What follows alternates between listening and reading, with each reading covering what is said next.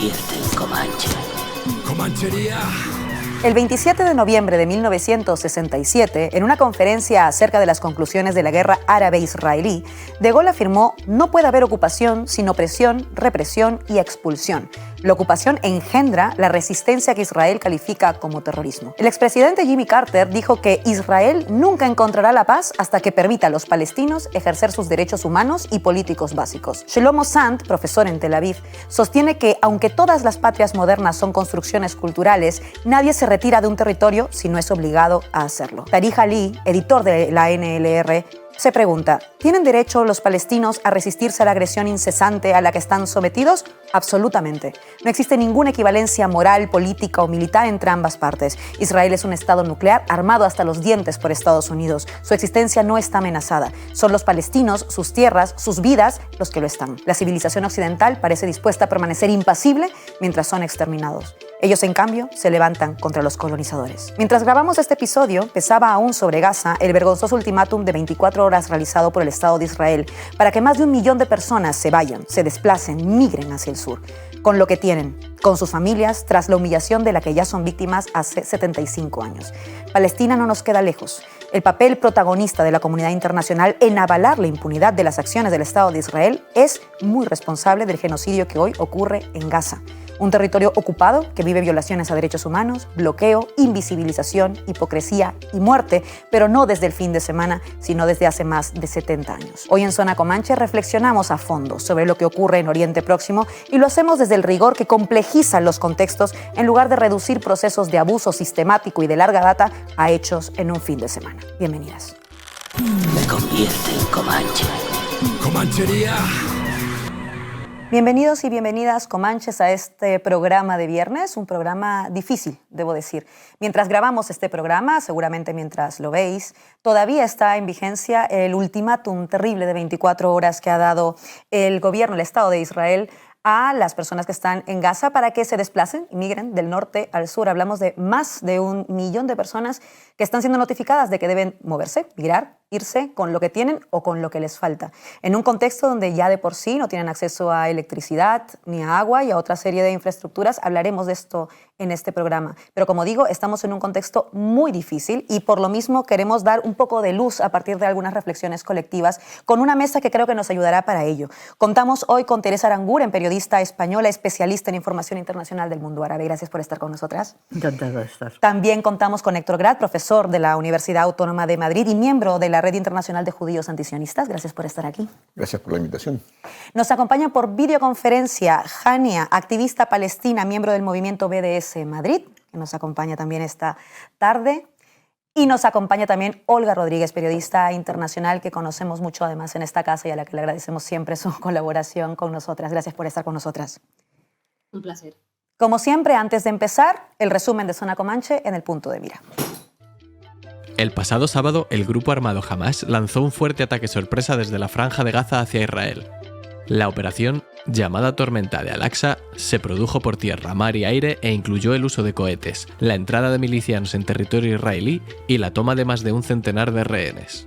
La respuesta del primer ministro israelí, Benjamin Netanyahu, fue contundente. No tardó ni 6 horas en declarar formalmente la guerra y autorizar los bombardeos indiscriminados sobre la Franja de Gaza. Apenas 48 horas después, el ministro de Defensa de Israel, Yoav Gallant, ordenaba que se impusiera un asedio total sobre la Franja de Gaza, bloqueando el suministro eléctrico de combustible y de comida y la entrada de ayuda humanitaria. Estamos luchando con animales humanos y actuaremos de la misma manera, señaló. Como consecuencia, 2 millones de personas que dependían de la ayuda internacional para subsistir debido al bloqueo que Israel impone desde 2007 a la zona, están en riesgo. Mientras tanto, los bombardeos indiscriminados, incluyendo fósforo blanco, sobre la Franja de Gaza continúan, y han dejado ya más de 1.500 muertos y 7.000 heridos. Hoy el ejército israelí ha advertido a la población civil que debe abandonar el norte de la franja, lo que sugiere la posibilidad de un ataque terrestre inminente. La ONU ya ha alertado de la inviabilidad de esta evacuación masiva. Hoy, en Zona Comanche, analizamos el genocidio israelí sobre Palestina. Empezamos con la regla del minuto, algo muy de coyuntura. Tras el ultimátum anunciado desde Israel, ¿qué nos podemos esperar en este conflicto en las próximas horas? Empiezo contigo, Héctor.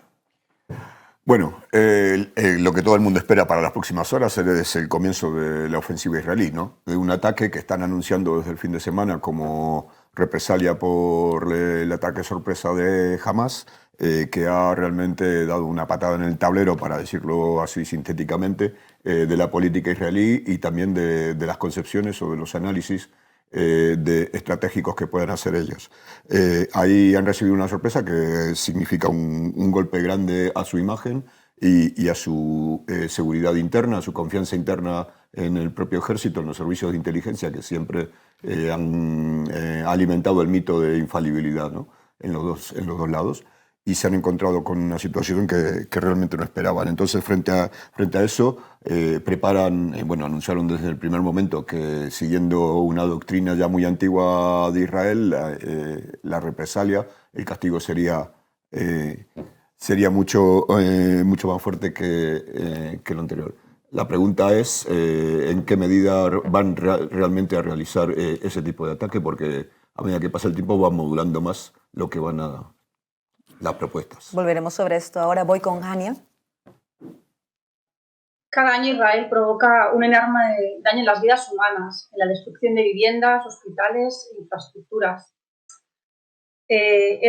Algunas personas lo llaman la cárcel más grande del mundo, otras personas lo denominamos ya directamente un campo de concentración y de exterminio.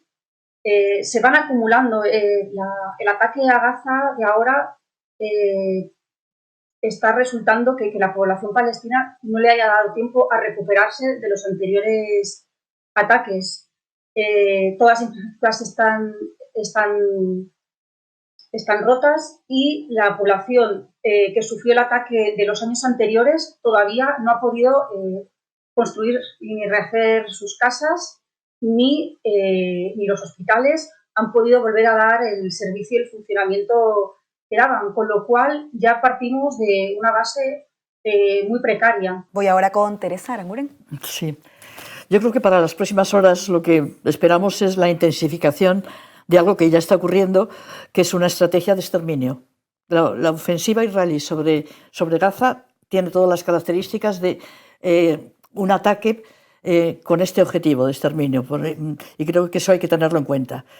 El objetivo por detrás de esta intensificación de las matanzas va a ser, creo, el anexionarse una parte, casi la mitad, del territorio de Gaza. Esa zona de la que quieren que la población salga no es una evacuación, porque las evacuaciones son para salvar a la población. Esto es un desplazamiento forzoso de la población. El objetivo detrás es quedarse con esa parte posiblemente la llamarán franja de seguridad o como quieran, pero quedarse con mitad de Gaza. Voy con Olga Rodríguez, tu minuto. Conecto con lo que ha dicho Teresa. No es un secreto el objetivo de una mayoría del sionismo y en concreto del Likud, que sueña con el llamado Gran Israel, que eso es Gaza, Cisjordania, Jerusalén Este, como parte de Israel. Vimos a Netanyahu en septiembre en la Asamblea de Naciones Unidas mostrando un mapa en ese sentido.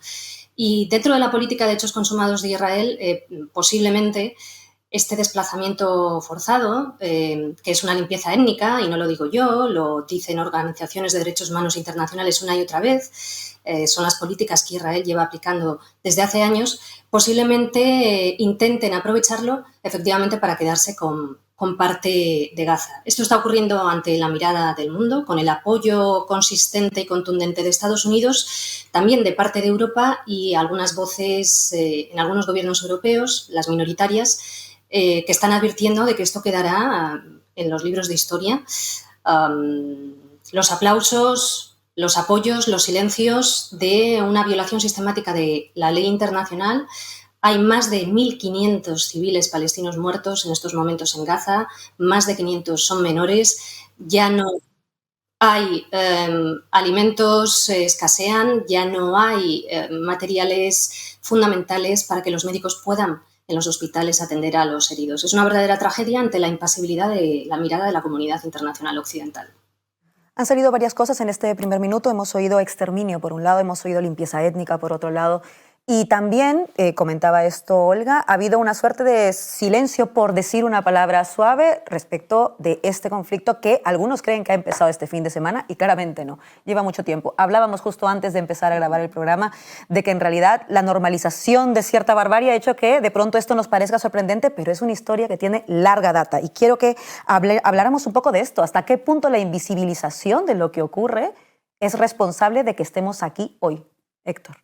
Hombre, la principal razón para que estemos aquí hoy es, como han dicho antes Olga, Jania y también aquí, es 75 años de limpieza étnica, de opresión del pueblo palestino. El Estado de Israel se establece a través de una operación de limpieza étnica que significa expulsar a 70% de la población de sus pueblos. Cuando se empieza a hablar cuando tú dices de que lo de Gaza no empezó ayer, claro, la primera pregunta que debería hacerse es cómo es que 2 millones de personas llegan a vivir en ese rincón del desierto. Gaza era hasta el 48 un pequeño puerto de pescadores, y estos 2 millones son el resultado de que una parte importante de la población del centro de Palestina fue expulsada por las milicias sionistas y el ejército de Israel hacia ese rincón, porque era el último rincón, el rincón más miserable que encontraban dentro de Palestina donde hacinarles.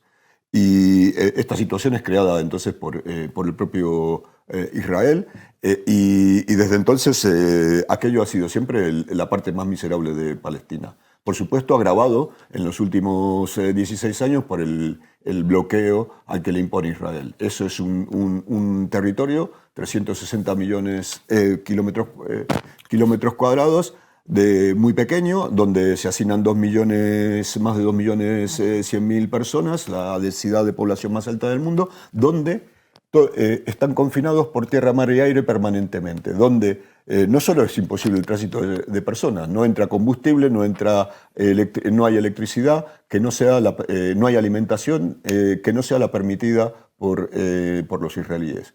Y lo que hay impuesto es un régimen de racionamiento donde los israelíes tienen perfectamente calculado, bueno, cuánto combustible van a dejar de entrar para 3 horas, para 4 horas al día de electricidad, o para que la gente no se muera de hambre. Tantas calorías por día tienen que entrar, y entonces es lo que dejan entrar.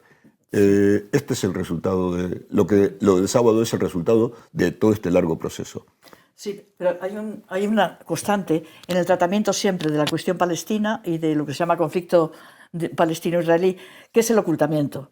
Lo mismo que hay muy poca gente que no sea experto en la zona, en la opinión pública occidental, que sepa que esto parte de una limpieza étnica, de la expulsión de casi 1 millón de personas de sus tierras en el 48. Tampoco se sabe que lo que ha ido ocurriendo desde entonces a ahora. Hay una política de normalización de algo que es aberrante. Y el problema es que ahora mismo, para mucha gente, la cuestión es el ataque de Hamás, esa brutalidad de ese ataque, como si eso diera el origen a todo lo demás. El tipo de bombardeos masivos sobre Gaza es una constante. Casi se puede establecer una periodicidad de 2 en 2 años hay un bombardeo masivo, con operación plomo fundido, lluvias de verano, margen protector, así hasta mayo último fue el último bombardeo. Entonces, esto no es nuevo en ese sentido, pero es más atroz. Y sobre todo cuenta... Una constante de todas las acciones israelíes hasta ahora es la impunidad. Es decir, y ahora mismo esa impunidad está reforzada. Está reforzada de un modo porque el mundo ha quedado aterrorizado por la brutalidad de la acción de las milicias de Hamás. Y esa impunidad que hasta ahora le ha permitido no dar cuenta, violar todas las resoluciones de la ONU sobre el tema, mantener una ocupación brutal, que eso es otro aspecto que la opinión pública no es consciente de, que el día a día de la población palestina es atroz. Es la humillación, el acoso permanente, la imposibilidad de la vida. En Gaza todavía es más que en Cisjordania. Y eso que ahora aparece como un estallido brutal de seres muy salvajes, porque esa es la perspectiva. Estamos analizando todo desde una perspectiva, sigue siendo colonial y etnocéntrica, y de mirar a otros pueblos como inferiores. Lo que ha hecho Hamás es una atrocidad, es un crimen de guerra, está claro, es un crimen de guerra, Pero es que Israel lleva cometiendo crímenes de guerra desde el inicio de su constitución. Y ahora estos crímenes de guerra que se están produciendo en estos días tienen ya una dimensión que casi podemos calificar de una forma de genocidio. Y que yo creo que hay juristas que ya lo están diciendo así. Y otro aspecto, ya termino, es muy importante que haya señalado Olga. Todo esto con el silencio, el consentimiento y a veces el aplauso, y quiero mencionar aquí a la presidenta de la Comisión Europea porque me parece vergonzosa su actitud, de lo que llamamos los líderes del mundo libre, occidental, democrático. Yo hoy siento vergüenza de ser europea. Llevo ya tiempo con esto, pero la actitud europea con respecto a lo que está ocurriendo en Palestina, primero, es responsable de que ocurra esto, porque han consentido durante décadas la brutalidad y también el aplastamiento de cualquier vía de solución, como la de los dos estados, de la que me imagino que se hablará luego. Hablaremos de las vías de solución. Voy con Hania precisamente por esto que mencionaba también Teresa, ¿no? Esta impunidad que se genera. ¿Cómo llegamos o cómo llega el Estado israelí que genera todo esto a tener esa impunidad garantizada de alguna manera que le permite además estar envalentonado para, por ejemplo, llamar al ultimátum de estas últimas 24 horas? ¿Cómo lo veis? Pues, por una parte, la comunidad internacional no ha asumido el error que en su día se cometió cuando se decidió, sin el consentimiento de la población palestina, que iba a ser dividida, una parte para la población judía y otra para la población palestina. Entonces, ya si partimos de esta base de no haber asumido el error y de que actualmente será un colonialismo que está protegido por la comunidad internacional, pues nos lleva a mirar a otro lado, a esta comunidad internacional y el abandono de Palestina, que tampoco lo llamaría conflicto, sino la ocupación y el colonialismo. A pesar de las denuncias de las organizaciones defensoras de derechos humanos como Human Rights Watch o Amnistía Internacional o las resoluciones de las Naciones Unidas, que siempre han sido vetadas por Estados Unidos, se hace caso omiso a estos informes en los que se denuncian ese sistema de apartheid, esta limpieza étnica y las vulneraciones más graves del derecho internacional. Israel cuenta con esa impunidad porque la comunidad internacional no la va a asumir, y cuando se cometen acciones de Hamas o de otros grupos palestinos, pues recae toda la responsabilidad sobre la población palestina. Me interesa que analicemos, a partir de lo que estaba señalando Hania, también a un personaje clave que tiene que ver con esto. Antes de darle turno a Olga, quiero que escuchemos a Netanyahu. Hello, Joe. We've never seen such savagery in the history of the state. And they're even worse than ISIS. They're even worse than ISIS, and we need to treat them as such. Son peores que el ISIS y debemos tratarlos como tal. Olga, ¿hasta qué punto también este personaje como protagonista en el centro de lo que estamos viviendo, que como bien señalaba Hania es una ocupación, termina generando también una impunidad en torno a su propio discurso, que vemos que es algo como lo que acaba de decir, que repito, son peores que el ISIS y debemos tratarlos como tal? Ya que eligen parte de los gobernantes actuales, hay que recordar que hay un gobierno de extrema derecha en Israel, ¿no? Y Netanyahu es un personaje muy particular, es el primer ministro que más tiempo ha estado como primer ministro en la historia de Israel, superando incluso a Ben Gurión. Y ellos en su narrativa siempre intentan sacar de la ecuación todo lo demás, para que todo se vea reducido a Hamas y a la existencia de Hamas. El propio Netanyahu, por ejemplo, decía en 2019 a los miembros de la Knesset, que es el parlamento israelí, de su partido Likud, decía exactamente, cita textual, cualquiera que quiera frustrar el establecimiento de un Estado palestino, ojo, recordemos que Naciones Unidas contempla, insiste en la creación de un Estado palestino, así está contemplado, ¿no? Pues decía él, cualquiera que quiera frustrar el establecimiento de un Estado palestino tiene que apoyar el refuerzo de Hamas y la transferencia de dinero a Hamas. Esto es parte de nuestra estrategia. Y es cierto, ha sido la estrategia de Israel desde hace tiempo, ¿no? Ha fomentado el auge de Hamas, negando interlocución a otros grupos. hasta el punto de que yo creo que muchas veces en Occidente, también por el mal trabajo de algunos medios de comunicación, nos llega una narrativa absolutamente plagada de tergiversaciones y de cuestiones que no se ajustan a la realidad.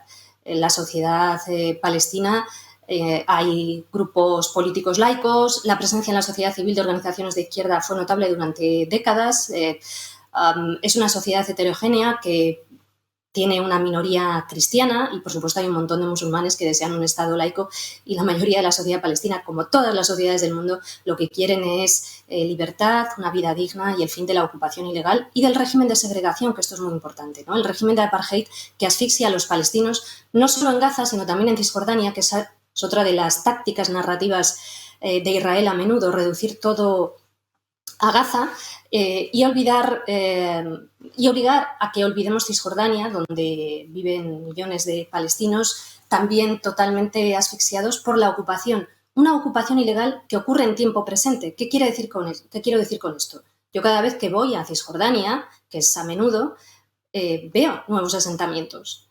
Es decir, la extensión de la ocupación sigue ocurriendo a día de hoy.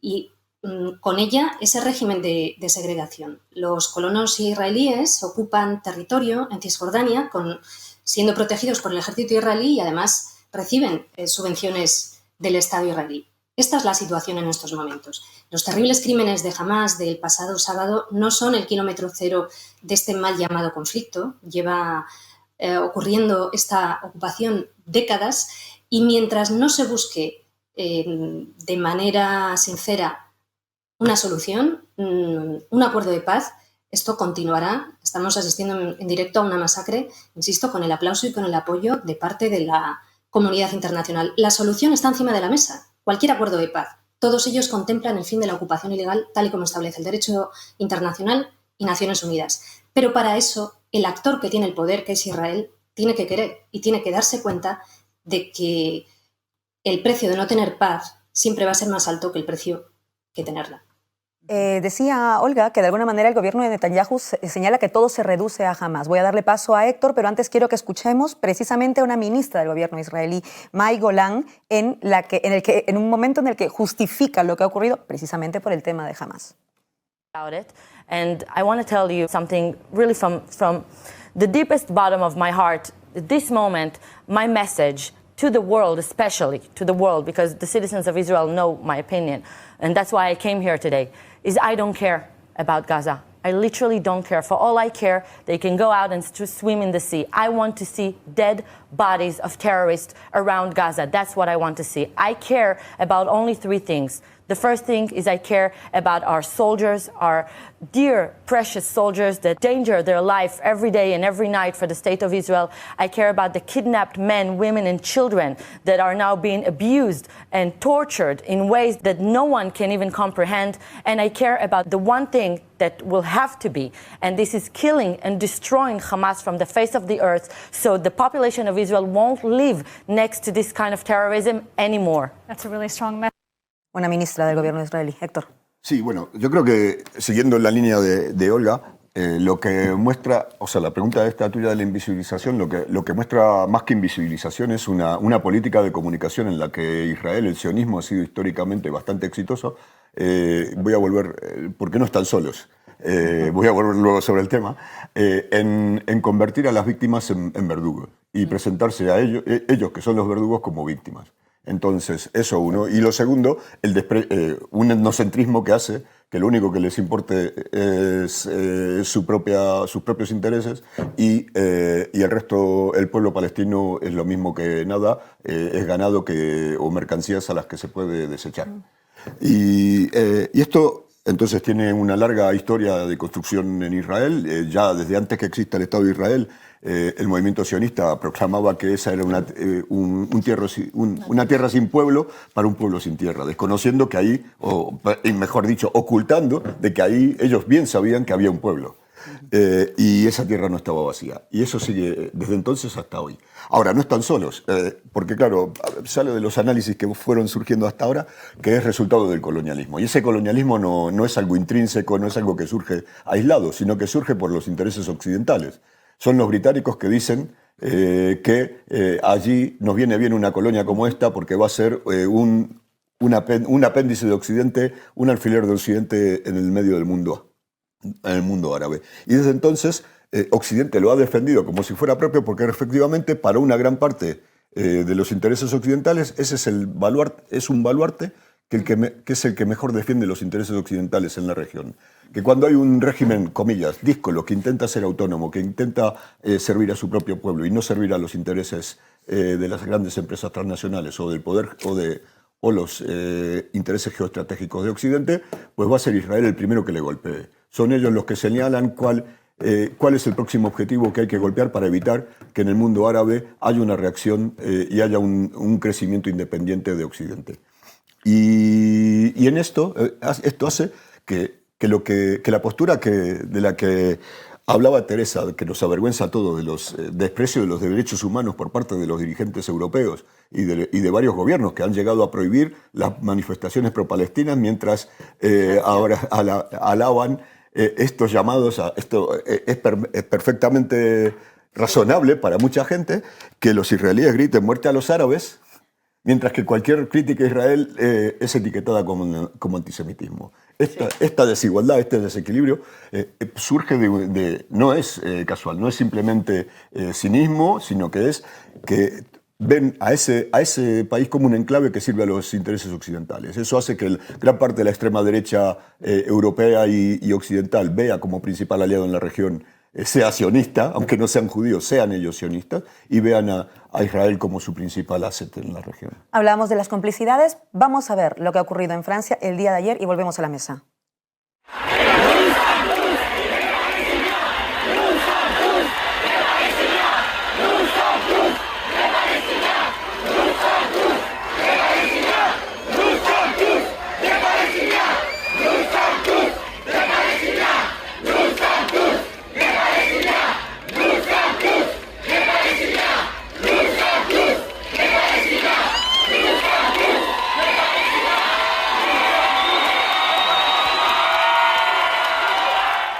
Es verdad que hace poco hemos visto que hay una encuesta del The Jerusalem Post donde se señala que una mayoría de israelíes, el 94%, consideran el responsable de los ataques cometidos por Hamas a Netanyahu.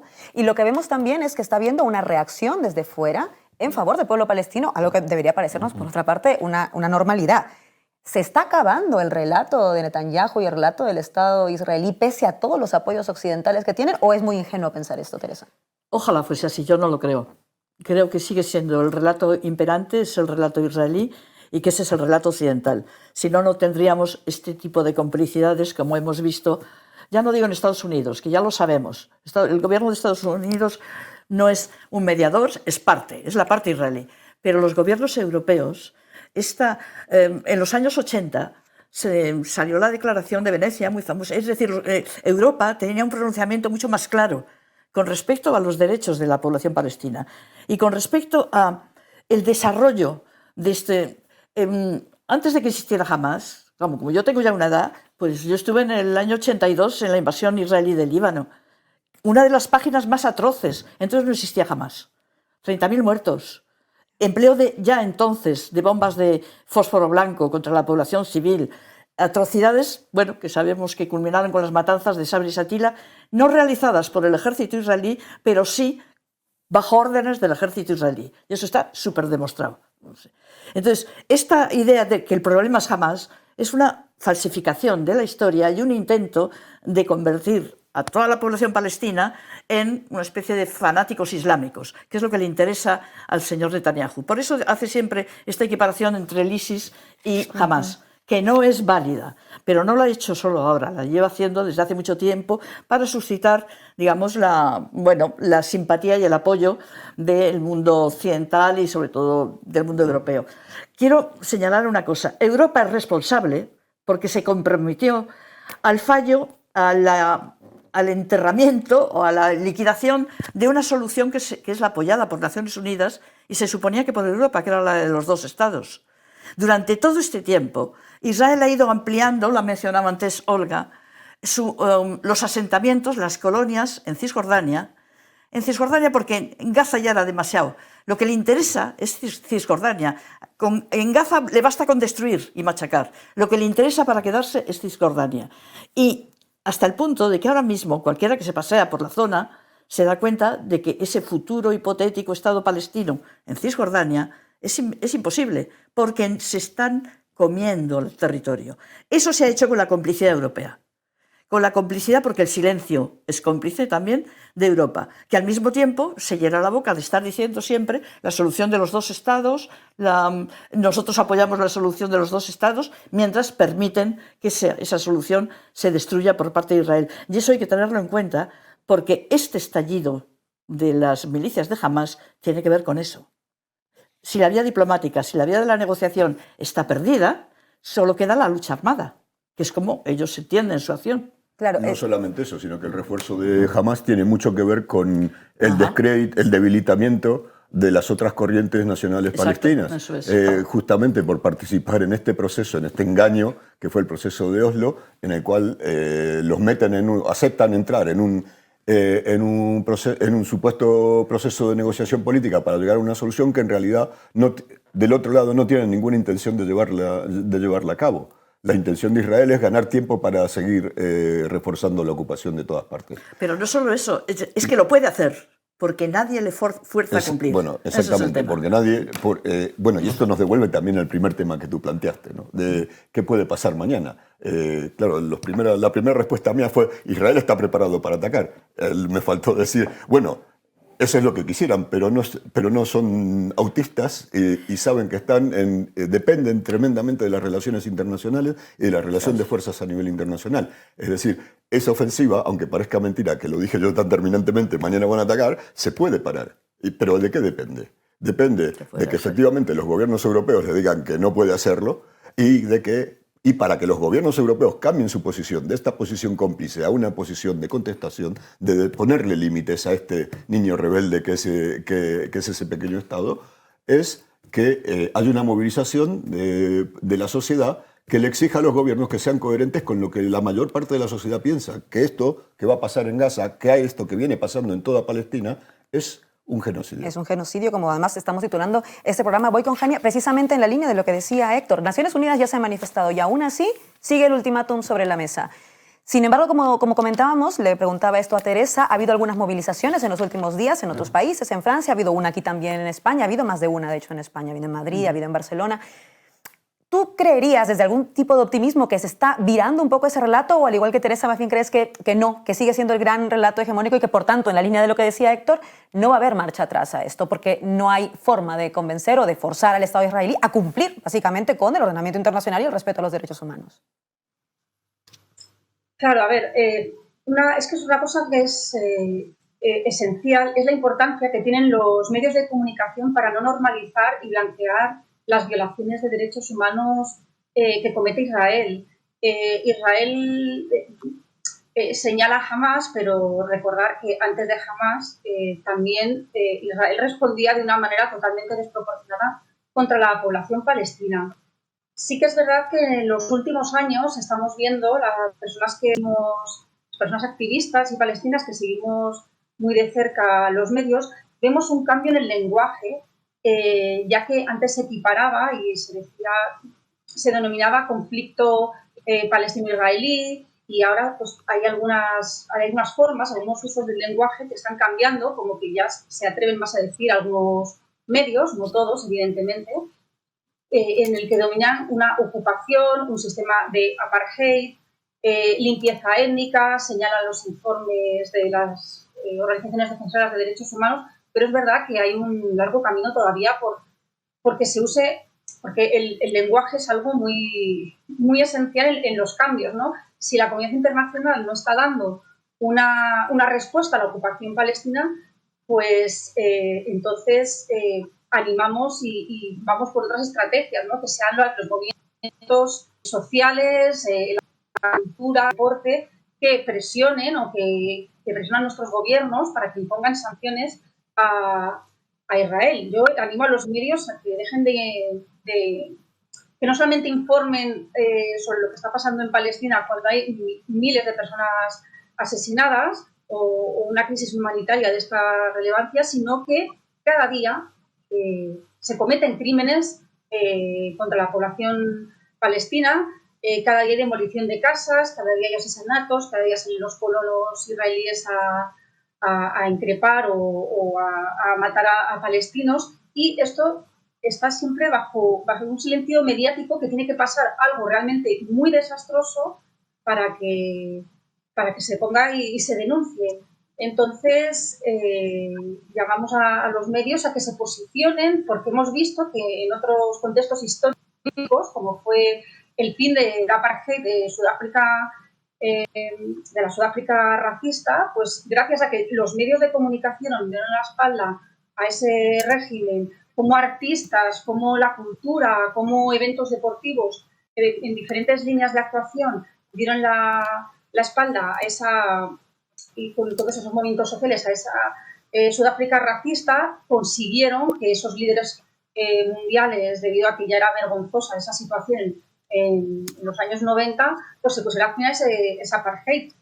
Nosotras desde BDS pedimos lo mismo, y pedimos que desde los medios, que desde luego que vosotros lo hacéis, pero hay otros tantos medios que no se posicionan y que cogen el mismo discurso sionista.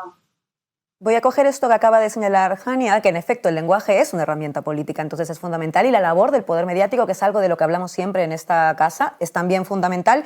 Aprovechando que Olga es periodista, y para entrar en el papel del poder mediático en todo este conflicto, quiero que escuchemos, que veamos un momento en La Sexta y luego comentamos. El kibutz de Kfar Aza, un grupo de periodistas que se ha internado con una comitiva del Ministerio de Defensa, de la televisión I24 y de la agencia Reuters, han descrito unas escenas dantescas donde han encontrado multitud de cuerpos asesinados, acribillados y 40 bebés decapitados. Bueno, lo cierto es que estaríamos hablando de cerca de 900 bajas por parte de la... La labor periodística es fundamental. Están difundiendo un bulo, que por cierto también difundió Joe Biden, y luego la Casa Blanca ha tenido que rectificar. Estamos hablando de un bulo en el que señalaban esto de los 40 bebés decapitados. El papel del poder mediático, tanto en este momento de la situación como en todos estos años, Olga, ¿qué es lo que te hace pensar en términos de reflexión que desde el periodismo también se tiene que hacer sobre la forma en que se cubren determinados momentos? Bueno, yo creo que la continuidad en el seguimiento de algo de estas características que estamos hablando es fundamental, y lamentablemente en los últimos años hemos visto cómo el periodismo especializado en información internacional, lejos de aumentar, ha disminuido, ¿no? Cada vez hay menos corresponsales, cada vez hay menos enviados especiales, y por lo tanto, si no hay un conocimiento profundo in situ del territorio y no hay un seguimiento continuado informativamente hablando, ni el periodismo por un lado ni la ciudadanía por otro van a poder saber exactamente de qué estamos hablando, ¿no? Y creo que por eso es muy importante. Yo rompo una lanza en favor de la existencia de corresponsales y de enviados especiales que puedan estar tiempo in situ. Por otro lado, la propaganda en muchos conflictos, y este no es una excepción, siempre bombardea, ¿no? Y aquí también ocurre. El contexto es fundamental y demasiado a menudo se rechaza. Y el contexto es que estamos hablando de que Israel vive en una enorme contradicción. Porque para poder seguir siendo, como proclama, un Estado judío, que implica una mayoría judía, o impulsa otra limpieza étnica, o persiste el régimen de segregación y apartheid, o cuál es la solución, ¿no? Y esa es la contradicción que vive, ¿no? Aplicando un régimen de apartheid y de segregación como aplica en la actualidad, eso es incompatible con el carácter democrático que proclama de sí mismo. Por otro lado, vemos como la comunidad internacional condena la invasión ilegal rusa de Ucrania, pero, sin embargo, por ejemplo, la presidenta de la Comisión Europea, von der Leyen, no solo no condena a Israel, sino que lo apoya y que dice que tiene derecho a defenderse en estos días y en los días venideros. Esto lo dijo ya hace unos días, cuando ya había más de 200 palestinos muertos en Gaza, y teniendo los precedentes que tenemos de los últimos 15 años, que cada vez que hay una ofensiva israelí en Gaza, el número de civiles palestinos es altísimo. No hay que olvidar, porque en la narrativa, insisto, israelí se quiere poner todo el objetivo en Gaza, no hay que olvidar Cisjordania, que, como muy bien decía Teresa, es el objetivo, ¿no? Mantener ese territorio de Cisjordania cada vez con más ocupación hasta hacerlo propio de Israel. Desde el sábado hasta hoy ha habido 27 muertos palestinos por parte del ejército israelí y al menos otros 4 palestinos muertos por colonos israelíes. Desde enero hasta el inicio, o sea, hasta los crímenes de Hamás del pasado sábado, había habido ya más de 200 palestinos muertos en Cisjordania. Esta es la impunidad. En 2008, tras la operación israelí sobre Gaza, que mató a más de 1.000 palestinos, hubo una investigación de Naciones Unidas que concluyó que se habían producido crímenes de guerra. Y no pasa absolutamente nada. La impunidad lo explica todo y lo baña todo. Palestina lo ha intentado todo. La sociedad civil palestina se ha manifestado, ha organizado protestas, ha organizado campañas de boicot a productos israelíes que se confeccionan en territorios ocupados, siguiendo el estilo de la lucha contra la apartheid en Sudáfrica. Ha impulsado marchas. Todo ello ha recibido disparos, represión, arrestos, criminalización. La Autoridad Nacional Palestina reconoció el Estado de Israel, ha aceptado acuerdos de paz, ha intentado ir a la Corte Penal Internacional. Todos esos caminos han sido sistemáticamente bloqueados. Y ahora lo que se está pidiendo a la ciudadanía europea es que firme un cheque en blanco para dar carta libre a otra masacre en Gaza. Nos están inoculando una cultura de la guerra muy peligrosa. Una cultura de la guerra que dice que solo se pueden resolver las cosas a través de la militarización, a través de los bombardeos, a través de la vía de las armas. Una democracia tiene que resolver sus problemas con arrestos, con juicios justos, con sentencias y sobre todo a través de la vía diplomática y de la negociación, porque la paz siempre es posible si se quiere. E insisto, ahí encima de la mesa hay propuestas. ¿Qué ocurre? Que mientras la ocupación ilegal y el sistema de segregación persistan, el problema va a continuar porque tenemos a millones de personas palestinas oprimidas, asfixiadas y víctimas de una narrativa que los deshumaniza constantemente. Hemos visto voces en la comunidad occidental e internacional lamentando explícitamente las víctimas israelíes, como es lógico y como es lo que hay que hacer, y condenando los crímenes de Hamás. Pero no hemos visto esas mismas palabras explícitamente condenando los crímenes de Israel y solidarizándose y mostrando empatía con las víctimas palestinas. Es terrible. Una lógica de guerra que está dentro de más de un régimen de guerra ya a estas alturas. Pasemos a hablar, por tanto, de las salidas que señalaba Olga, que Palestina lo ha intentado todo, ¿no? ¿Qué salidas hay sobre la mesa? ¿Por qué pongo el debate? Porque hay, por ejemplo, 2 salidas posibles que han estado saliendo a lo largo de estos días en diferentes espacios de debate, también aquí en Canal Red. De hecho, invito a que vean la base donde hemos hablado de esto lunes, martes, miércoles. Esta idea de que por un lado está la posibilidad de 2 estados que coexistan con un respeto mutuo de la soberanía, del territorio, de las vidas, etcétera, y por otro la de un único estado democrático. ¿Qué es lo viable, lo deseable a lo mejor, aunque no sé si esa sea la palabra correcta? ¿Qué salidas realmente vemos sobre la mesa y también qué tan optimistas somos sobre la posibilidad de que lleguen a buen puerto? Empiezo con Teresa. Sí, a mí este tema que lleva mucho tiempo, siempre el tema que se discute más, debo decir que me parece irrelevante desde hace tiempo. Porque están tan fuera del alcance, tanto la solución de un Estado, que supone acabar con el concepto de Estado judío, porque en el momento que la ciudadanía de un único Estado incluyese a la población palestina, que no es judía, pues evidentemente no tendrían la mayoría, que fue siempre el objetivo del movimiento sionista. La otra solución parecía viable cuando se empezó, es verdad. Y hubo un momento, yo siempre marco esto porque yo estaba allí, vi cómo fueron las primeras reacciones de la población palestina en Cisjordania cuando se produjeron las primeras retiradas de ejército israelí, de Belén y esto, y era de euforia, porque se creían que aquello conducía al fin de la ocupación a la posibilidad de tener un Estado en Cisjordania, Gaza y Jerusalén Este.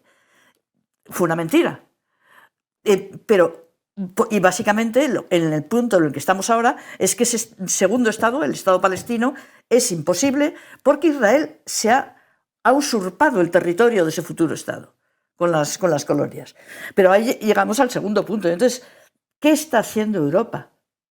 ¿Por qué ha permitido esto sin decir nada, sin una sola acción real? Entonces, todas las lamentaciones ahora de los dirigentes europeos horrorizados ante la brutalidad de las milicias de Hamás, a mí me parecen de una hipocresía tremenda, porque eso está directamente relacionado con la imposibilidad creada desde fuera de lograr una solución negociada no violenta básica. Yo no digo que sea imposible, pero lo que estoy convencida es que la solución no está dentro. Es decir, hay una falacia que se repite mucho, que es decir, bueno, pues pongamos a los palestinos y a los israelíes a negociar, que son ellos los protagonistas, que se sientan en una mesa de negociación. Eso es como decir, pongamos al lobo y al cordero juntos. Estamos hablando de una población ocupada, básicamente indefensa, porque no tiene ejército ni soporte diplomático, frente a una potencia ocupante con todo el respaldo de la gran potencia de Estados Unidos y de la Unión Europea también. Entonces, no va a ser por lo que hagan los palestinos, ni siquiera yo diría por lo que hagan los israelíes ahora mismo, es por lo que haga la comunidad internacional. Si la comunidad internacional realmente quiere una solución negociada, tiene que forzar a la potencia ocupante, tiene que forzar a Israel a cumplir las resoluciones de la ONU y a iniciar una retirada efectiva de los territorios que ocupa desde 1967. Lo que estamos viendo es todo lo contrario. Y estamos viendo ya abiertamente hablar de la anexión de Cisjordania, varios ministros del actual gobierno lo dicen así, y ahora, con la matanza que se prevé en Gaza y el desplazamiento de la población del norte de Gaza, la anexión de la mitad de Gaza. O sea, vamos en la dirección claramente contraria, pero nadie dice nada ni toma una sola acción para forzar a Israel a que cambie de rumbo. La solución vendría desde afuera, nos dice Teresa. ¿Lo ves exactamente igual y cuál sería esa salida? Bueno, en el primer punto estaría completamente de acuerdo con Teresa, de que discutir si un Estado o dos Estados en este momento realmente no tiene mucho sentido porque no tiene, ninguno de los dos proyectos en este momento es viable. Podemos discutir. Yo creo que un Estado que garantizara la igualdad de todos los ciudadanos, incluyendo la posibilidad de una autonomía cultural a los dos pueblos, sería la solución ideal, la que resolvería todos los problemas y evitaría algunos de los efectos perversos que tiene el modelo de los dos Estados. Por ejemplo, el que un quinto de la población del Estado de Israel, del supuesto Estado judío, es palestina. Y entronizar y legitimar que ese Estado va a ser el Estado judío es abrir la puerta posiblemente a proyectos de expulsarlos. Cuando son mayoría en una parte importante de Israel, en todo el norte de Israel, en realidad es mayoría la parte palestina, la población palestina frente a la judía. Ese es uno. Entonces, como deseable, uno. Ahora, como viable, ninguno de los dos en este momento. Y entonces la pregunta es, ¿qué es lo que lo puede hacer viable? Y la respuesta es un cambio en la situación. Es decir, el que haya cualquier solución, un Estado, dos Estados o 25, no depende solamente de que los gobiernos o que alguna mente preclara diga, no nos habíamos dado cuenta, hay que resolver este tema, sino de que haya un cambio en la relación de fuerzas entre ¿qué? Entre Occidente y su representante colonial en el lugar que es Israel y los pueblos de la región. Principalmente el pueblo palestino, pero no solo, porque lo que pasa ahí repercute en todo el resto del mundo árabe. Y para que eso ocurra, tienen que ocurrir dos cosas. Uno, un cambio de relación de fuerzas a nivel interior. Efectivamente, cuanto más fuerte es la lucha palestina, cuanto más real y cotidiana es su resistencia, más dividida está la población israelí sobre qué hacer con esto. Si continuar con este proceso de anexión y apartheid o buscarse una alternativa. Y segundo, Israel, aunque parezca tan potente, es terriblemente débil y dependiente. Depende de suministros, por ejemplo, militares, para poder ejercer su poder. Y depende de millones de ayuda externa, americana fundamentalmente, que le permite mantener ese sistema. Entonces, hay un segundo nivel en que para ser viable cualquier proyecto habría que actuar y es el internacional. Ahora, los gobiernos, como bien dice Teresa, actúan en el sentido contrario, son cómplices de esa política. ¿Por qué? Porque hay intereses occidentales que están en juego. Y la única manera de que los gobiernos cambien de posición es que haya, igual que en Palestina, una movilización que les haga tener en cuenta otros argumentos, otros criterios. Por eso es tan importante la solidaridad fuera de Palestina, además de la resistencia palestina. El segundo elemento es la solidaridad con el pueblo palestino y dentro de eso es la campaña de boicot, desinversión y sanciones que, aunque desde el punto de vista material pueda tener efectos muy pequeños, desde el punto de vista simbólico es un paso de gigante en el avance de los intereses palestinos en la región. Jania, salidas, soluciones posibles a todo esto. ¿Optimista, no optimista? Aquí en la mesa no hay mucho optimismo, a menos que, como decían, haya un apoyo explícito y fuerte de la comunidad internacional. Como Palestina tengo esperanza, evidentemente, porque sin esta esperanza no seguiríamos luchando y resistiendo. Dicen existir es resistir, resistir es existir. La comunidad internacional, para empezar, creo que debería asumir su grave error de haber continuado desde hace 75 años esta normalización no solamente de la normalización y la limpieza étnica que cometió Israel, sino el blanquear su presencia constantemente. Entonces, como primera premisa, sería asumir el error de la comunidad internacional de, bueno, hasta aquí hemos estado teniendo mano izquierda con Israel, es el momento de cambiar esa correlación de fuerzas. En segundo lugar, unas sanciones es una herramienta básica con la que cuentan los gobiernos y la comunidad internacional. Lo hemos visto cómo se ha aplicado en otros países que han violado los derechos humanos y podría también aplicarse a Israel. Es una herramienta que sirva para presionar y que detenga pues la vulneración de los derechos humanos y que además también personas como Netanyahu no habrán expediente y sean derivados a tribunales de derechos humanos como el de La Haya. Y tampoco voy a entrar en si sería más factible o más fácil a la larga un Estado o dos Estados. Un Estado binacional sí que podría dar los mismos derechos de la población, tanto palestina como la israelí, pero sería un camino mucho más largo que tampoco es que no entraría en este tema ahora, pero sí que hay algunos puntos que podrían ayudar para que la población palestina volviera a sentir esa dignidad, ese respeto y que no están tan silenciados como sería el fin de los asentamientos y del muro del apartheid, que segrega a la población palestina, segrega y separa a palestinos de palestinos. También que se tuviera en cuenta que la población palestina con ciudadanía israelí pues sufre también muchísimas leyes discriminatorias. Son el 20% de la población israelí y están sometidos a diferentes leyes discriminatorias y que les ponen a posición de condicionados de segunda clase y, por supuesto, el fin de la ocupación militar. Voy contigo, Olga. Salidas posibles, optimismo, pesimismo, ¿y qué sería lo urgente, tal vez? Pues lo urgente es evitar la masacre que estamos viendo que está ocurriendo mientras estamos hablando. Eso es lo más urgente. Hay muchas organizaciones de derechos humanos internacionales que están ofreciendo propuestas y puntos para seguir. La propia Naciones Unidas, por ejemplo, ha pedido un pasillo humanitario que Israel se niega a ofrecer, evidentemente, pero las soluciones están ahí. Se puede aún evitar que haya cientos de muertos más o miles de muertos más en Gaza. Exijámoslo a nuestros gobiernos, a la comunidad internacional, a Europa. Vemos cómo diariamente, como se ha dicho aquí, la población palestina, no solo de Gaza, sino también de Cisjordania, sufre castigos colectivos, desposesión de territorio, derribo de viviendas. Y una cosa que no se ha dicho y que creo que es importante también en esta ecuación, para resolverlo inmediato incluso, ¿no? Hay muchos arrestos que son arbitrarios, a través de lo que se llama la detención administrativa, sin cargos y sin juicios, que pueden quedar indefinidamente en prisión. Hay más de 1.500 personas en esta situación en estos momentos.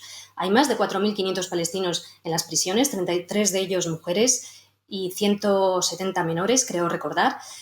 1 de cada 5 palestinos, 2 de cada 5 palestinos, si hablamos de hombres, ha sido alguna vez arrestado.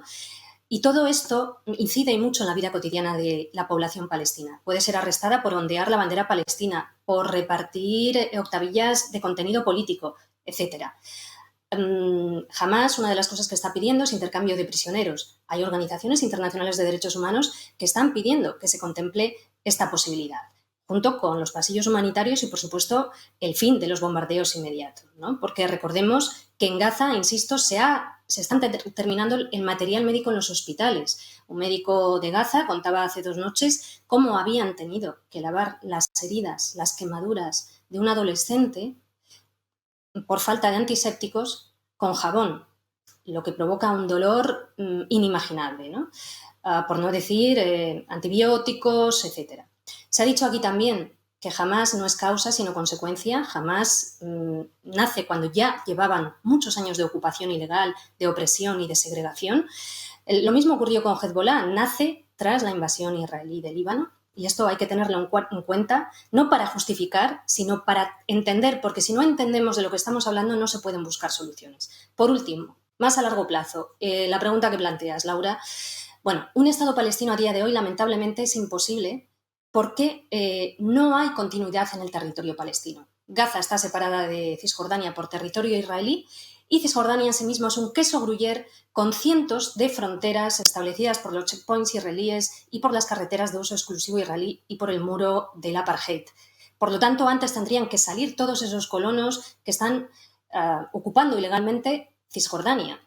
¿Cuál es el problema de fondo que lo subrayábamos antes?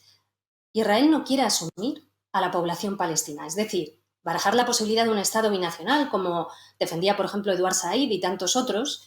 El problema de fondo es que Israel no quiere población palestina porque quiere ser un Estado judío de mayoría judía. Por lo tanto, quiere los territorios palestinos, pero sin los palestinos. Este es el gran drama de fondo y esto es a lo que tiene que poner fin la comunidad internacional con el cumplimiento del derecho internacional. Una cosa más y termino.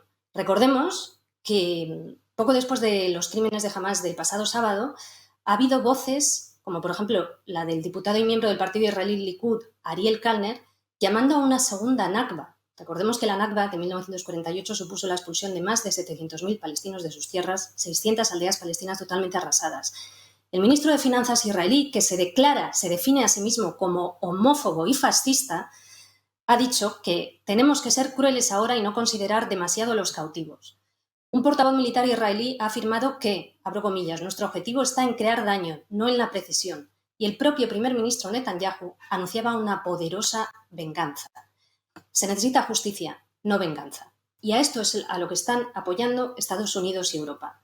Otro Israel es posible, como otra Sudáfrica fue posible. Hay voces contra la ocupación dentro de Israel, siguen siendo minoritarias, pero dicen no en mi nombre y es importante darles voz, subrayarlas y escucharlas como la de tantos judíos que hay en el mundo también diciendo no en mi nombre. Eso también es importante. Son sin duda una luz en este momento que, como decíamos al inicio del programa, es un momento difícil. Llegamos ya al final. En realidad podríamos hablar muchísimo más de muchísimos más temas, pero nos invito a hablar en el minuto de conclusiones. Han salido muchas cosas de lo que podemos hacer de alguna manera para sumar, de alguna manera beneficiar, llegar un poco más hacia la paz. Han salido también muchas ideas, pero nos invito a una reflexión final en un poco esa clave. Voy contigo con tu minuto, Héctor. Bueno, lo que podemos hacer es, primero, como planteó Olga, creo, exigir que no se produzca el ataque. Evitar que se ataque a la población civil de Gaza de forma indiscriminada, a una población mediante bombardeos aéreos y luego el ataque terrestre a una población civil indefensa. Eso es un crimen de guerra y debe evitarse. Y la Unión Europea y los gobiernos deberían actuar para evitarlo. Lo pueden hacer si quieren.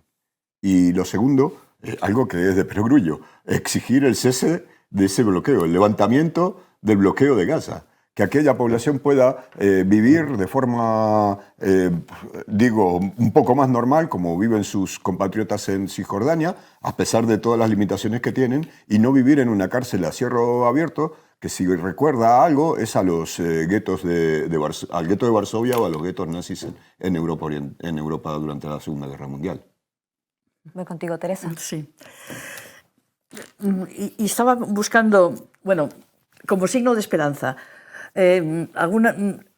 algunas voces en Israel, muy pocas, muy minoritarias y sin eco en su país, pero sí fuera, porque son voces poderosas, llevaban tiempo denunciando el bloqueo de Gaza, el peligro de sembrar tanto, acosar de esa manera y sembrar tanto odio, y entre ellas ha sido muy significativa la del periodista Gideon Levy en el periódico Haaretz, que al día siguiente de la matanza realizada por las milicias de Hamás tuvo la valentía, y hace falta mucha valentía, para escribir en un periódico israelí lo que escribió, que básicamente, ojalá lo hubiera encontrado ahora el texto, viene a decir: pensábamos que podíamos matar, masacrar, secuestrar, confiscar tierras, hacer limpieza étnica y que no íbamos a pagar ningún precio. pero que podríamos encerrar a 2 millones de personas en una cárcel y no íbamos a pagar ningún precio. Ese es el mensaje que lanza Gideon Levy.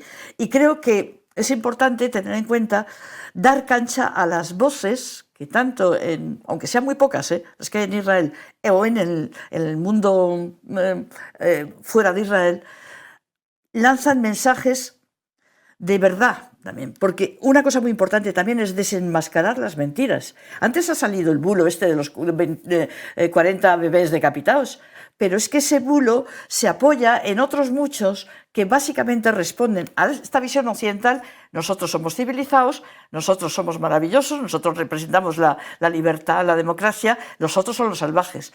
Las palabras que ha dicho la ministra se han sacado aquí sobre lo que quería hacer, queremos hacer sufrir, o las palabras del ministro de Defensa israelí últimamente, son animales.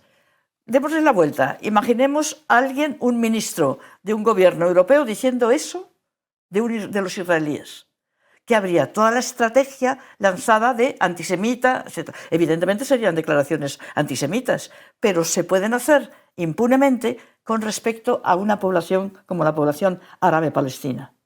Voy ahora con Hania, tu minuto final. Voy a ser breve. Vuelvo a insistir en movilizar a la ciudadanía y que los gobiernos mundiales se sientan incómodos con estas movilizaciones. También el poder de los medios de información, que también tienen que provocar esa sensación a los gobiernos de que están al lado del opresor si continúan normalizando la presencia de Israel, y de que la lucha palestina es una lucha por los derechos humanos que no tiene nada que ver con una posición política o una ideología. Es simplemente humanidad. Voy contigo, Olga.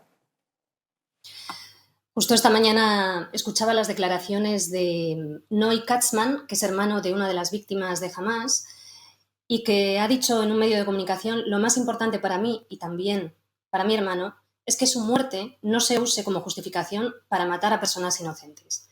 Algo que es tan sensato y tan de perogrullo, creo que es lo que aún no quieren entender buena parte de los gobiernos de la comunidad internacional occidental, y por ahí se empieza. Derechos humanos para todos, no solo para un lado, ley internacional para todos, una vida digna para todos y búsqueda de cauces para la paz, que es posible y es muy sencilla la solución. Lo saben todos, lo sabe Israel, por supuesto lo sabe el pueblo palestino, pero también la comunidad internacional. Pero si en los pasillos diplomáticos off the record esto lo reconoce todo el mundo.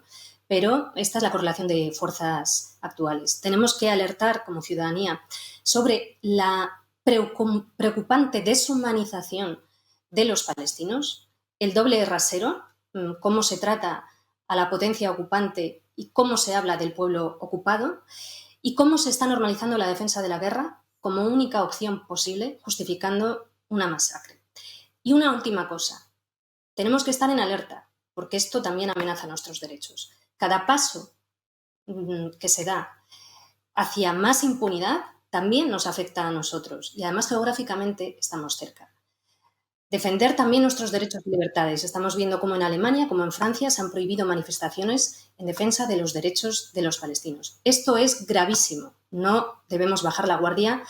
Más que nunca no debemos estar anestesiados. Derechos humanos, derechos humanos, derechos humanos. Para todos.